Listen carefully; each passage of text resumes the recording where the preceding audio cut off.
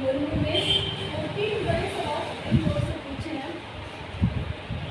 राज्य और केंद्र सरकार के बीच किसी भी बिल को, किसी भी योजना पर विवाद होना आम बात है।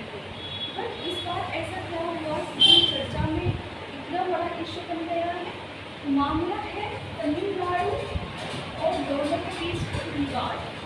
इसमें विवाद बना था कि तमिलनाडु सरकार ने गवर्नर के पास में विधानसभा में बिल पास करने के बाद गवर्नर के पास भेजते हैं।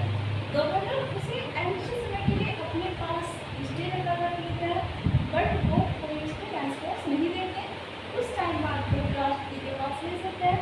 प्रॉब्लम ये हुई कि ना तो राष्ट्रपति के पास बिल का समय को निर्धारण है और न ही गवर्नर के पास है।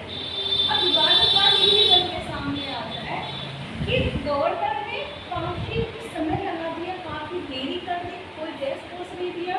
तमिलनाडु सरकार ने सुप्रीम कोर्ट के पास ये केस लेकर जाते हैं।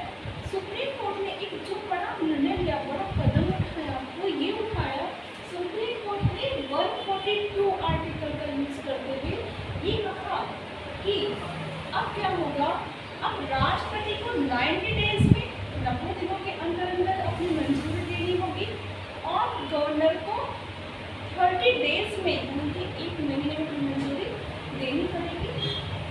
क्योंकि उन्होंने कहा है कि आर्टिकल 142 क्या करता है कि पूर्व न्याय की बात करता है कि कोई ऐसा कानून बन के आना चाहिए जिसे बनाया नहीं जा रहा है।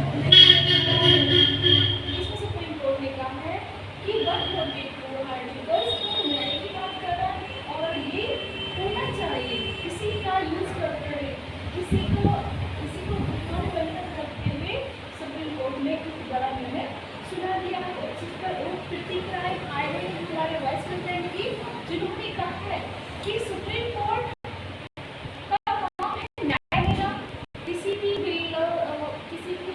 बिल या कानून की समीक्षा करना कि ये न्यायसंगत है कि नहीं है। लेकिन सुप्रीम कोर्ट क्या कर रहा है, सुप्रीम कोर्ट सुपर पावर या सुपर पार्लियामेंट बनने की कोशिश कर रहा है।